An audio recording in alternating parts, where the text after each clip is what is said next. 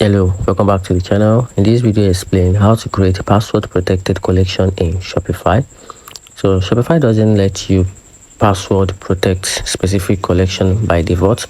The password features work only for the entire store. However, you can create a workaround to restrict access to certain collection without code using a Shopify app designed for this. So to protect a specific collection, you do use an app like a locksmith or advanced store lock.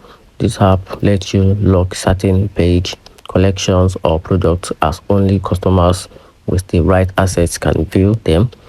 After installing such app, you can get an interface where you can choose which collection you want to lock or set rules, for example, showing the collection only to logged in customers or customers with a specific tag like VIPs or requiring a password to access. Here's how it works in practice. You create your collection as usual, then in the app, you select that collection and apply a lock rules. You can configure a password prompt so when someone tries to view the collection, they will be asked for a password. Once they enter it, they can browse and the product inside it.